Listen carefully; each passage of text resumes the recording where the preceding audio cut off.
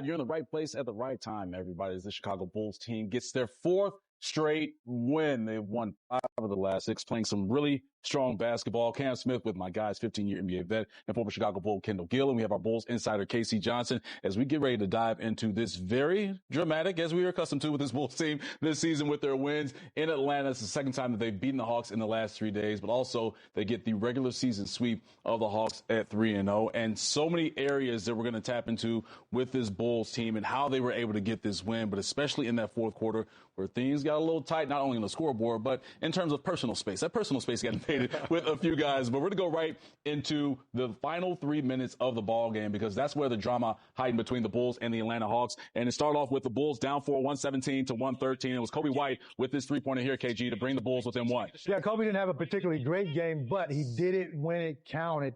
And, he had 7 turnovers tonight, but clearly got those turnover points that we gave up back by him making plays like this and also knocking down the shots and the free throws when he needed to. Just seeing a lot of brain freezes, KG, from the Atlanta Hawks on both ends of the floor. And after that, the Trey Jones drive, it was goaltending by Vit Krejci, and that allowed the Bulls to take their first lead of the second half. Yeah, I mean, they took their lead in the second half, and, big plays. And this was an especially big play right here. Josh Giddey having the presence of mind. I got this little guy on me. I am going to take him to the basket. And then he gives him you too little. Too little. Too little. He did that for Ayo. He did. But easy play right here. Trey Jones getting caught by Trae Young on the back door. But the Bulls come back and make another play.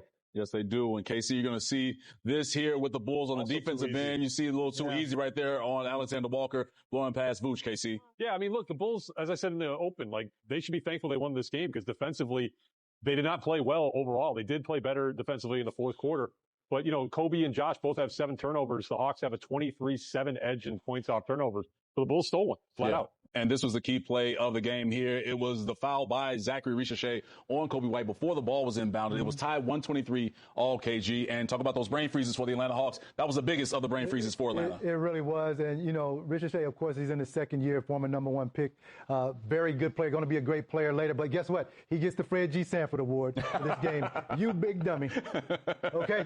You never foul when the game is on the line like that, okay? And that's because of experience or inexperience on his part. You just got to let, at that point, Coby White go and then play solid defense on him. But you never put your hands on a potential score. You see him right here? He's got his hands all over the guy. You just don't do that, okay? You do have to play solid defense, but you can't hold on to the guy. That's why he received the Fred G. Sanford Award tonight. And KG, you've been in this situation before where you're on the defensive end. Yeah, you want to make it a tough catch for a guy that will get the basketball, but grabbing and extending that hold to where you're going to foul before the ball's inbounded because it resulted in the tech. The Bulls got the basketball. You saw Vooch knock down the 2 free throws and extended it to 3. And the last second heat from Alexander Walker way over to the right, and the Bulls get their 4th straight. Yeah, they get their 4th straight. And look, as I said before, it's another game where the Bulls build confidence now. We got all of our guys back. It gives you sort of that feeling of invincibility. When you're going to lose some games down the road, but now you feel like you can go into each and every game and win when you got your full crew together. And let's not sleep on that huge offensive rebound that Isaac Okoro had late, too. 13 seconds left. That was a big play in this win, for sure. Yeah, and Kevin Huerter with 7 big rebounds in this game as well. Kevin Huerter, of course, he didn't score a lot of points tonight, but he did all the things that you don't see in the stat sheet, made winning plays. It was just about finding ways to win, right? And we had this discussion on Bulls Countdown Live before we got this thing tipped off of the ways that the Bulls can try and get this win, the second win against the Hawks in the last few days. So obviously switching up the attack defensively late, they got better in those situations. But you have Kevin Huerter, Isaac Okoro with those rebounds and making sure that they're stepping up. You have Josh Giddey, who we heard post-game where he mentioned that with the Atlanta Hawks and how Onyeka Okongwu was guarding the ball screen and playing the drop coverage, how Giddy had the mismatch, and you saw the little too small that he gave on Trae Young after he took him down, spun, and got to the rim. But it's the little details that allowed this team to be in the victory spot right now, Casey. Yeah,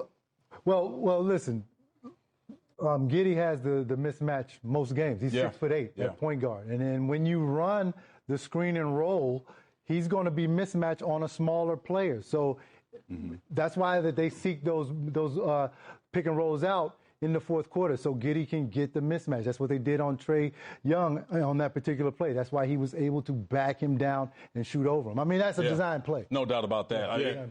Giddy ties his season. He had 7 triple-doubles last season. All of last season, he already has 7 triple-doubles tonight. Wow. In game 29, he matches his total from last season. Almost went for the quadruple-double with 8 turnovers, or 7 turnovers. 7 turnovers, but look, he took advantage of that mismatch more often than not, to your point, Kendall. And, again, that's just part of the recognition and the growth you're seeing from Giddy this season. I mean, you're looking at Josh Giddey with the triple-doubles that he has, his 25th of his career, and he's a part of a special group of guys that was a great stat. 25 triple-doubles by the age of 23. So I want you to understand who these names are and when they stand in NBA history. So Giddy now joins the names of Oscar Robertson, Luka Doncic, Magic Johnson, Nikola Jokic, and Ben Simmons. Who doesn't belong in that? One of these things is not like the other, right? You know, but again, for his 7th triple-double, I mean, 15 assists, too, with Josh. I mean, you have to account the 7 turnovers that he has, 7 of the Bulls, 16 turnovers as a team. But still, when you're watching a guy that is comfortable on the offensive end, and it feels like something clicked with him, KG, especially late in ball games where he turns up his offensive scoring. Well, I mean, he demands the basketball, and he says, listen, man, either I'm going to score or I'm going to get an assist. And you want a guy like that is capable of getting you a bucket and helping you get a bucket. That's what he has done each and every game. And you see him right here. Once again, that was the second time he realized that Trae Young was on him, and he just took the ball right to the basket. I can't tell you what an advantage it is being 6'8" and being able to handle the basketball and get to wherever you want to go. Well, and to that point about being 6'8", you saw the 11 rebounds. 10 of those were defensive rebounds. Yeah. That was game high. So you're talking about a guard who leads the game in defensive rebounds. And again, is this guy using his size? He's always been a good positional size rebounder, and 10 rebounds tonight again.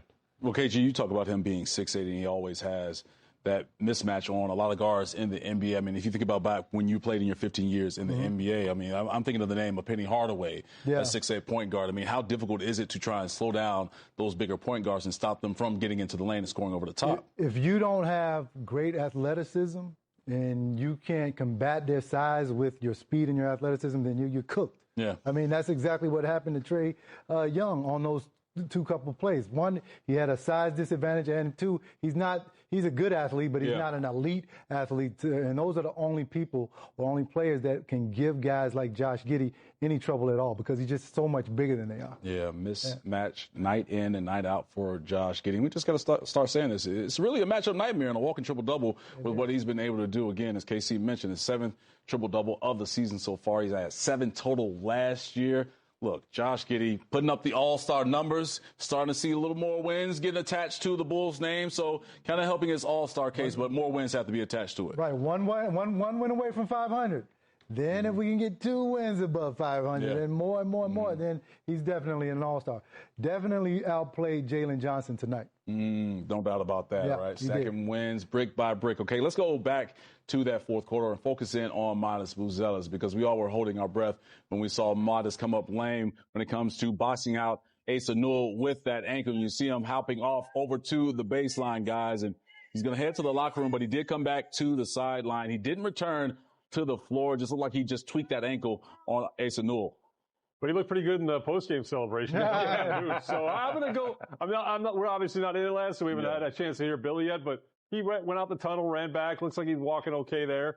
Bouncing on. Then he just started doing some band work on the bench. And then he was jumping on Vooch after the game. So I'm going to. Okay. Dr. Johnson's going to say he's good to go, man. There we go. Yeah, vibes are high for sure. But you look at the stat line of Modest, as you see at the lower part of your screen. Another really efficient night for Modest Buzelis. So 3 straight games where we've seen him really be impactful on the offensive end. But I'm more impressed, KG, with the efficiency that we've seen from Modest. 6 of 8, 2 of 3 from 3. I mean, that's great. And those numbers would have even been better had he stayed in the game, and not gotten injured.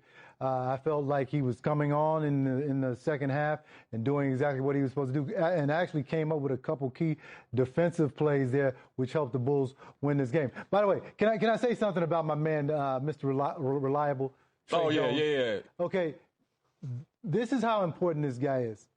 Coby White comes down, turns the basketball over. Trae Jones comes down the very next play, settles the team down, and drives to the basket and gets that call where they call the goaltend. Yeah. Plus 9 in 23 minutes. Plus 9 in 23 minutes. I keep telling you guys how important and a calming force he is to this basketball team. That's why the Bulls absolutely had to re-sign him this year. A lot of people were saying, well, the Bulls don't have the money to sign him. Well, they found a way to get it done. I'm glad that they did. You hear Billy Donovan consistently talk about him having the it factor, and you see him in the closing lineup more often than not. That's trust from a coach, and that's why he is Mr. Reliable. Yep. 3-year, $24 million deal for Tre Jones. I mean, you look at his stat line, and, to the untrained eye, you might say, okay, well, he only had 9 points, a few rebounds, a couple of assists. But when you watch that game, to your point, KG, of how he comes in, he's that calming force and that big play to get down to the lane and force that goaltending call on the Atlanta Hawks. It's just those pivotal plays that Tre Jones makes on both ends of the floor for this Bulls team to put them in position to win ball games or keep them in position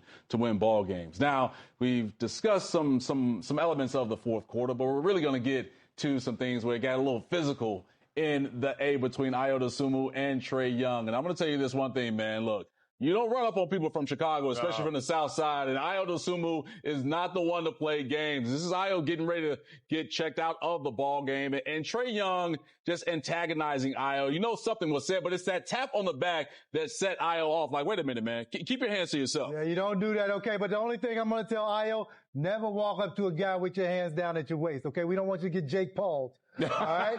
Okay? All right? So don't do that, Ayo. I know he's a little guy, but you got to respect them little guys. Well, he also didn't want to get a suspension. So. No, he didn't want to get a suspension. But he did grab him by the neck. You can't do that. Yeah.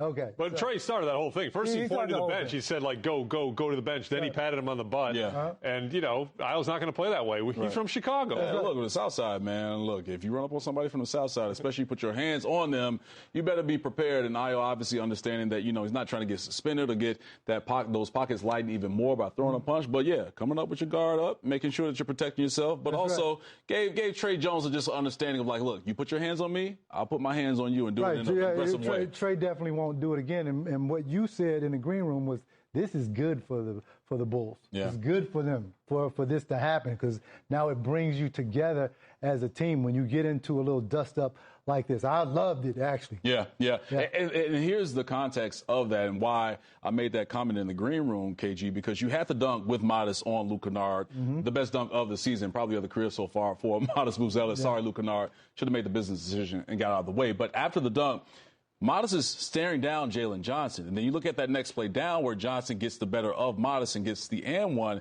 and they're drawing back and forth. Yeah. And so that's where you fast forward. You get into the dead ball, or at least Jalen Johnson's preparing for that free throw, and you see Ayo getting ready to be subbed out. And that's where you have that back and forth. So these guys are coming together and really bonding, especially on this road trip. And I think that's one of the better ways, KG, correct me if I'm wrong, for a team to really grow together, especially on the road. When you win tough games on the road, that's what brings your team together, when you win those games. And, it's great that the Bulls were able to win 2 in a row in Atlanta. Yeah. Okay. I mean, it wasn't like a home and home. Right. Okay. Right. You got 2 in their place to a team that's pretty good with two or three pretty good players. It's not like you beat a bum of the month club team. Yeah. Okay. You beat a pretty good team. A team now that's 15 and 16 or 15 and 16. 15 You're right. and 16, and now you move up. In the category of wins with another one. Bulls now 14 and 15. I think we're right on the right track, guys. First time this season they've won 3 straight road games. They played better at the United Center this year. Yeah. Last year was the opposite. So now you got a chance with a 6-game homestand to really kind of make some hay and move up in these standings. I got one question, though. What you got? What about guys from the West Side? What happened? Hey, look, man. Guys from the West Side now, it would have been some fisticuffs and some hands being thrown there. And the pockets would have definitely been lightened if I was from the West Side, no doubt on that. But you made a great point, KG, of getting the 2 wins in Atlanta, because there's some outside elements in Atlanta that can distract you from coming in focused for a ball game. So we're just going to keep that there. I think they were home for the holidays. All right, let's get into our Toyota